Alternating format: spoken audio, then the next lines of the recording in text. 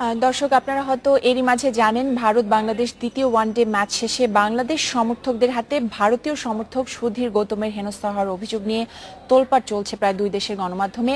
কি হয়েছিল সেদিন সেটা জানতে বাংলাদেশ পুলিশ কথা বলেছে গৌতমের সাথে। এই মুহূর্তে সহকর্মী রেজওয়ানুল হক উপস্থিত আছেন সেখানে, তার কাছ থেকে আমরা বিস্তারিত জানবো। রেজওয়ান, ঘটনা সম্পর্কে গৌতম কি বলছেন আর পুলিশের বক্তব্য কি, আমাদের বিস্তারিত বলুন।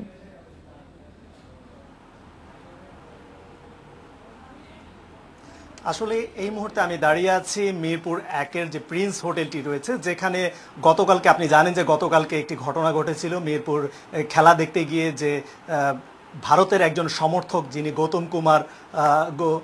সুধীর কুমার গৌতম যিনি নাজেহাল হয়েছেন এমন অভিযোগ উঠেছে।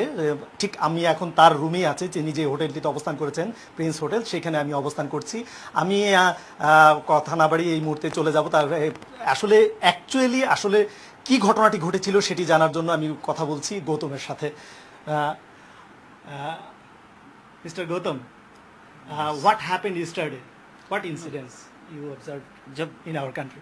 जब मैच खत्म हुई, बांग्लादेश टीम जीती, तो हम काफ़ी बांग्लादेश दर्शकों के बीच घिर गए। फिर एक ने मुझे धक्का दिया।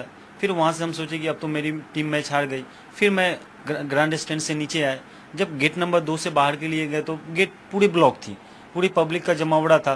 फिर मैं वहाँ से भाग के 1 नंबर गेट पे गए। 1 नंबर गेट से जैसे ही बाहर निकले तो वहाँ पे मेरी थैली पड़ी हुई थी सैलून में, जहाँ पे ये हेयर कटिंग करते हैं। तो मैंने सैलून वालों को अपना बैग दे दिए थे।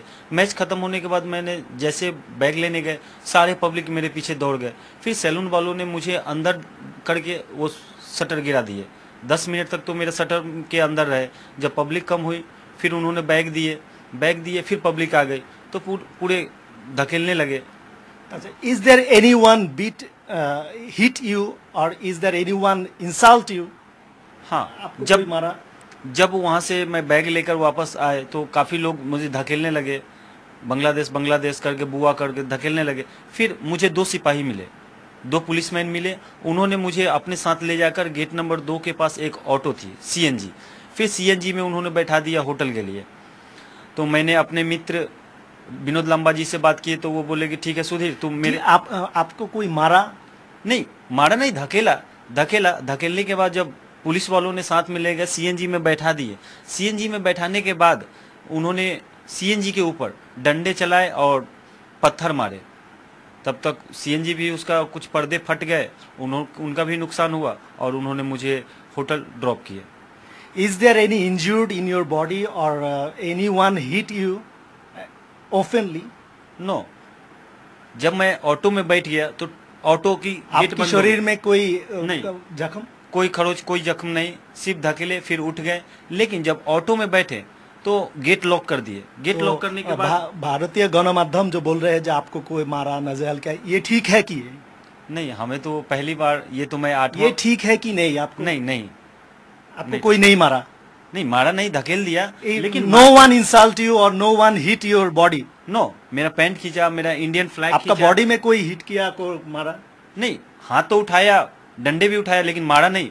ঠিক আছে আপনি যা শুনেছেন যে তাকে শারীরিকভাবে কোনো রকম নাজেহাল করা হয়নি, তিনি একটু ভয় পেয়েছিলেন। তো এই ব্যাপারে আমরা আরো কথা বলছি মিরপুর থানার যিনি এডিসি আছেন মাসুদ আহমেদ, আমি তার সাথে এই মুহূর্তে আবার সরাসরি কথা বলছি।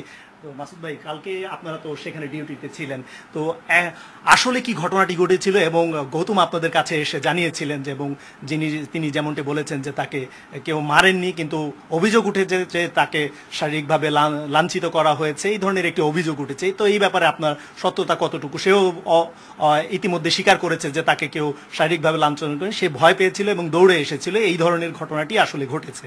তো এই ব্যাপারে আপনি কি দেখেছেন এবং কতটুকু সত্যতা আছে?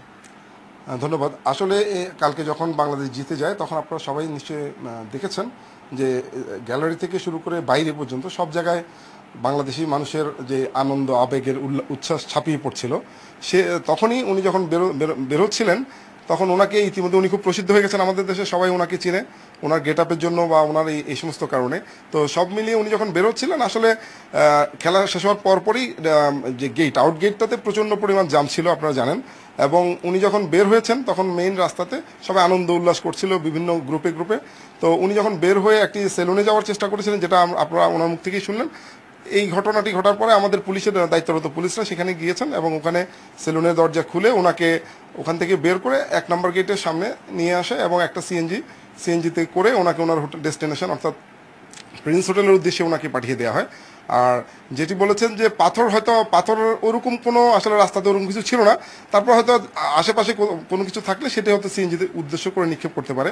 আর লাঠির যে ব্যাপারটা, আসলে ন্যাশনাল ফ্ল্যাগ ক্যারি করার জন্য অনেকেই ছোট ছোট স্টিক হাতে ছিল অনেকের, ন্যাশনাল ফ্ল্যাগ ক্যারি করার জন্য।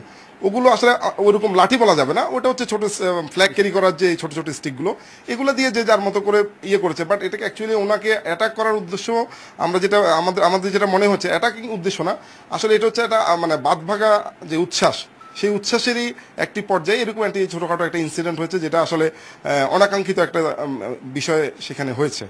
তো এইখানে যে অভিযোগটি উঠেছে যে তাকে লাঞ্ছিত করা হয়েছে বিভিন্ন ভারতীয় গণমাধ্যমে বলা হচ্ছে, তো এই বিষয়টি কি কতটুকু সত্যতা?